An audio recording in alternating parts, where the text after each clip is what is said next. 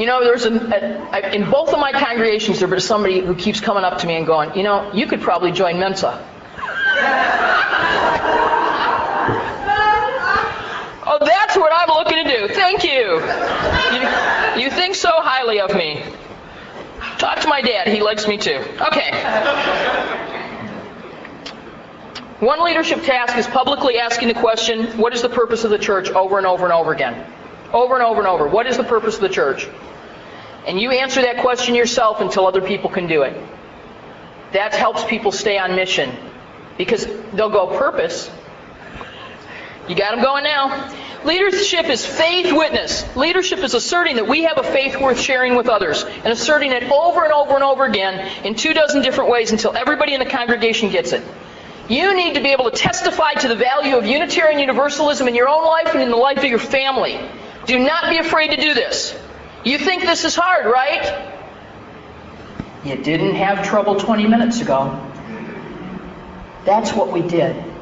When I asked you why you needed a church, there's your answer to what is the purpose of a church. When somebody says, you know, and people say, what is Unitarian Universalism anyway? Don't start rattling off purposes and principles, especially if you can only remember the first principle. Don't even go there. Go to the conversation you had today here. When somebody wants to know what the church is about, if they're serious, they want to know, how does it change lives? Testify. Don't be afraid. Don't be afraid. And leadership is doing the work to ensure that your congregation is not shocked, ambivalent, or hostile when visitors show up. This is part of the building community. Visitor friendly would be even better.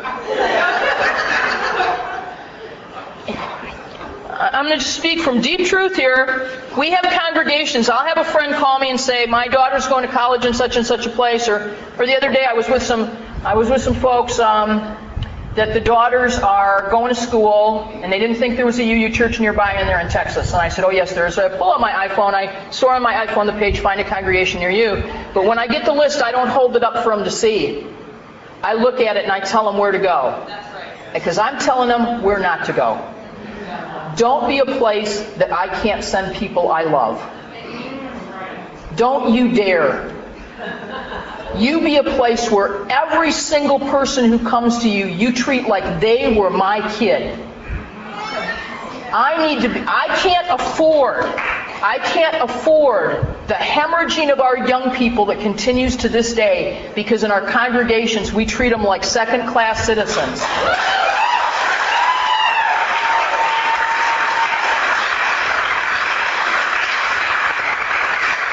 Up again about this and embarrassed that it took the death of a young friend to motivate me again.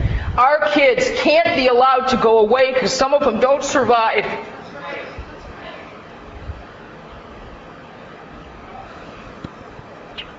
Do it well.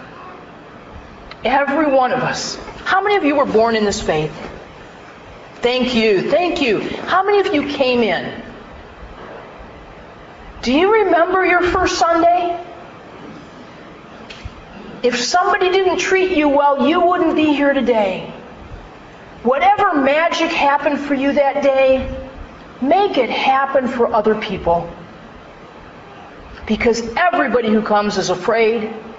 They're afraid that we won't be who we say we are. And even more, they're afraid we might be. And they're all precious. So leadership is about making sure your congregation loves the people who come in the door. I don't care if they're dressed nice and carrying a Bible. Love them anyway.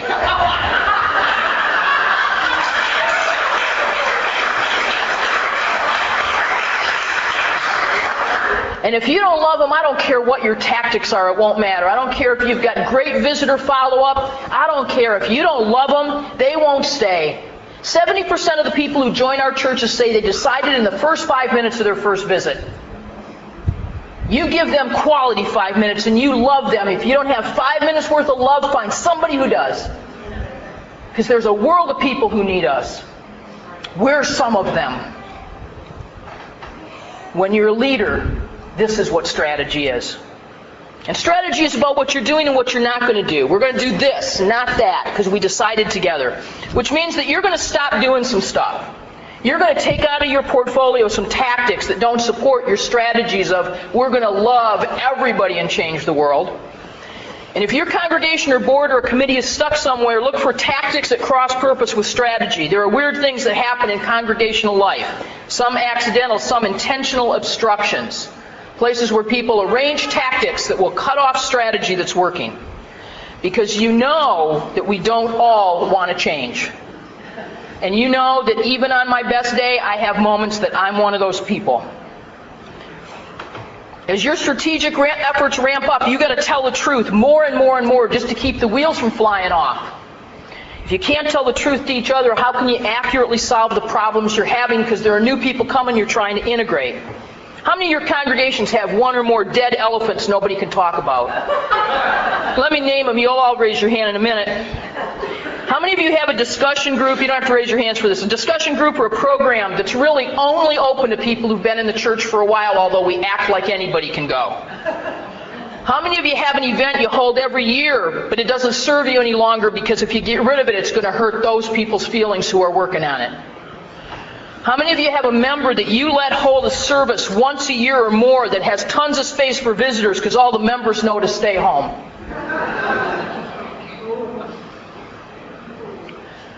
Leadership is about creating a space where we can speak the truth to each other in a loving, caring way.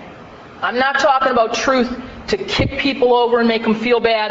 I'm talking about truth that helps people examine their lives, that keeps them on their spiritual path. I am grateful for every person in my life who has helped me grow my soul by telling me the truth. I didn't always like it at the time. But here's the truth. We do not hold Sunday services to provide longtime members with a captive audience.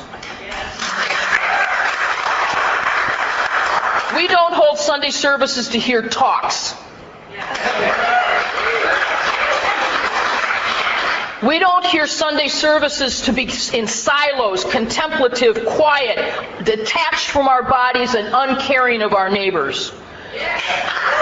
We gather on Sunday mornings because you and I, my friends, are religious people. And if I'm scaring you, go home and think about it because I'm saying this everywhere I go. Don't think you can move from Florida and find a regular UU church Gini hasn't hurt yet. And your ministers are doing the same thing, and your district staff are doing the same thing. We gather on Sunday mornings for something called worship. And it's tied to the word worth. We gather on Sunday mornings, same root, to look at the things that are most worthy. We gather to get challenged or comforted or both at the same time and charged up to live our values in the world for another week. And it is not custom designed for you. So you might go to church and nothing touches you. Look at somebody else and live it through their eyes. Okay? Just be with it.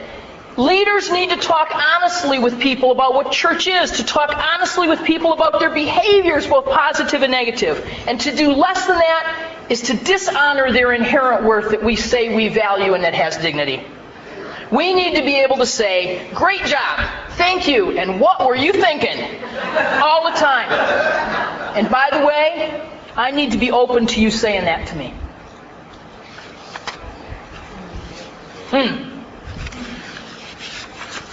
Who's a leader now? Who wants to be a leader? Who wants to lead with leaders?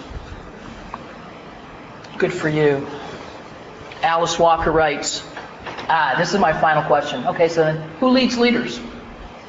Who leads leaders? Alice Walker writes, when we let Spirit lead us, it is impossible to know where we are being led.